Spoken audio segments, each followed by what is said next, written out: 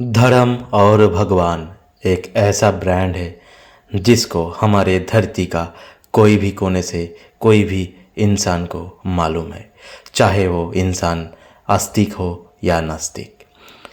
मेरा सवाल है कि जो लोग हमेशा सच्चे धर्म, ईश्वर, अल्लाह और गॉड की बात करते हैं, क्या वो लोग खुद उसमें विश्वास करते हैं?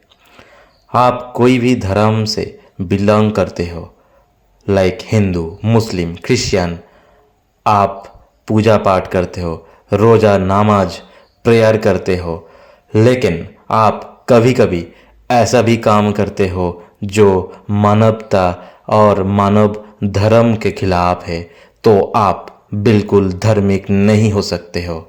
आप बिल्कुल धर्म में नहीं, आप भरम में जी रहे हो। तो दोस्तों, इस धर्म को इस्तेमाल करके और धर्म को सहारा बनाकर आज हमारा समाज में बहुत नाइंसाफ़ी किया जा रहा है। पॉलिटिशियंस ने जनता को बेवकूफ़ बना रहा है और आम आदमी को मैनिपुलेट कर रहा है। इंसान को उसकी बराबर हक रोका जा रहा है। इंसान को इंसान ना समझना, इंसान को इंसान ना सोच के उसको हिंदू, मुस्लिम, सिख, क्रिश्चियन ये कोई दूसरा और भी पहचान बना दिया जाता है। धर्म को सहारा बनाकर अमीर लोग गरीबों को लूटता है, शोषण करता है और आपको आपका हक छीनकर आपको ये बोला जाता है कि ये आपका नसीब में लिखा हुआ था। रिलीजियस ऑर्गेनाइजेशंस और बहुत सारा बाबा ने मिलकर लाखों करोड़ों का संपत्ति बना लेते हैं। उसका जो भक्त है, भक्त कुल का माइंड को एक्सप्लॉइट और मैनिपुलेट करके। तो दोस्तों, आपको भगवान और रिलीजियन को मानने का जो ज़्यादातर कारण है वो है कि लैक ऑफ इंफॉर्मेशन और miss information about the creation of human life and the creation of the universe. तो चलिए दोस्तों, आज इस वीडियो में मैं आपको यूनिवर्स का क्रिएशन और हमारा जो धरती है, इस धरती का क्रिएशन और हम मतलब ह्यूमन बीइंग्स कैसे धरती पे आया था, थोड़ा शॉर्टली जान लेते हैं। मॉडर्न साइंस ने रिसर्च और एक्सपेरिमेंट करके कंक्लूजन में आया है कि यूनिवर्स का जन्म बिग बैंग लाइक एक प्रोसेस से ही हुआ था, जो आज से लगभग 1400 साल मतलब 1400 करोड़ साल पहले हुआ था।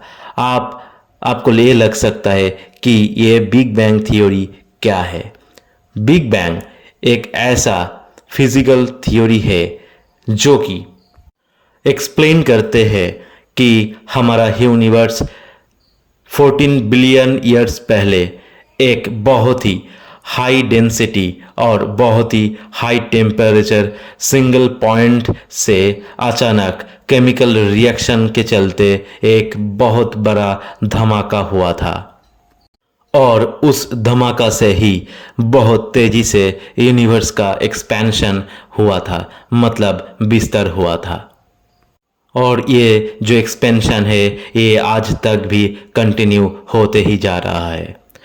करोड़ों सालों से यूनिवर्स का विस्तार होते होते टेम्परेचर भी ठंडा होता रहा और बहुत सारा केमिकल रिएक्शन के चलते एटॉम्स, पार्टिकल्स और मैटर्स, मतलब आज जो भी विजिबल है हमारा यूनिवर्स में, ये सारा मैटर्स का जन्म हुआ और हमारा धरती भी एक इनमें से है। आज मॉडर्न साइंस के चलते हम ये देख पाते हैं कि लाखों करोड़ों स्टार्स, प्लैनेट्स और गैलेक्सीज कैसे एक दूसरे से दूर भागते ही जा रहा है, बहुत तेजी से एक्सपैंड हो रहा है। हजारों लाखों स्टार्स, प्लैनेट्स डिस्ट्रॉय होते जा रहा है। हजारों लाखों प्लैनेट्स, स्टार्स का जन्म भी होते ही जा रहा है। तो दोस्तों, the big bang theory universally accepted है by all the scientist around the world, क्योंकि ये प्रोसेस आज भी विजिबल है और फिजिकली एक्सपेरिमेंट करके ही इसको स्टैब्लिश किया गया था। तो दोस्तों अब चलिए देख लेते हैं थोड़ा डिटेल में कि हमारा मतलब ह्यूमन बीइंग्स कैसे धरती पे आए थे। हम सभी को तो आज ये मालूम है कि धरती पे मौजूद कोई भी चीज़ हो, चाहे वो ह्यूमन लाइफ हो या वो एक पेड़ हो, सबका शरीर जो है लिविंग सेल से ही बना हुआ है, लिविंग सेल का यूनिट से ही बना हुआ है। और ये जो सेल है, ये सेल इंसान का खाली आँख से दिखाई नहीं देते हैं। लाइफ का शुरुआत जो हुआ था सिंगल सेल से ही हुआ था, जो कि आज से 3.8 बिलियन ईयर्स पहले का बात है। दोस्तों अब आप ये बोल सकते हो कि सिंगल सेल कैसे क्रिएट हुआ था। सिंगल सेल बनने से पहले करोड़ों सालों से केमिकल इवोल्यूशन और बहुत सारा अलग अलग मॉलिक्यूल्स का एक दूसरे से जुड़कर सिंगल सेल का जन्म हुआ था। मतलब ये जो सिंगल सेल था यही हमारा सबसे पुराना एकलौता पूर्वज है, ना कि कोई होली बुक्स में लिखा गया जो आदम ईव या मिट्टी से भगवान के द्वारा जो बनाया गया पहला इंसान। ऐसा बिल्कुल नहीं है। दोस्तों आपका मन में एक सोच आ ही सकता है कि जैसे ही सिंगल सेल धरती पे आया था उस टाइम पे, तो तब दूसरा कोई सेल का और भी पैदा होने लगा था और बहुत सारा सेल का जनरेट हुआ था। तो ऐसा बिल्कुल नहीं है, बल्कि सिंगल सेल से मल्टी सेलुलर सेल, सेल का कॉम्प्लेक्स नेचर और सेल का मल्टीप्लाई होने का जो ऑर्गेनिज्म, ये सारा प्रोसेस बनने में और भी कई लाखों साल लग गया था। और उसके बाद ही मल्टी सेलुलर सेल और उससे पानी के अंदर जो पहला क्रिएचर, और उसके बाद जो क्रिएचर का जो इवोल्यूशन हुआ था उसके चलते जो कॉम्प्लेक्स क्रिएचर बनने का जो प्रोसेस था, और ऐसे ही नेचर का इवोल्यूशन और नेचुरल सिलेक्शन प्रोसेस के चलते ह्यूमन लाइफ धरती पे मौजूद हुआ था। तो दोस्तों स्पेसिफिक ह्यूमन लाइफ कैसे धरती पे आया था, इसके ऊपर एक डिटेल्ड प्रॉपर वीडियो मैं लाऊंगा। तब तक आपका जो लॉजिकल रीजनिंग ब्रेन है उसको यूज कीजिए, लॉजिकल ब्रेन को यूज कीजिए, ताकि अगले बार कोई भी आके आपको बेवकूफ बना ना पाए। लास्ट में जाते जाते एक बात मैं बोलूँगा।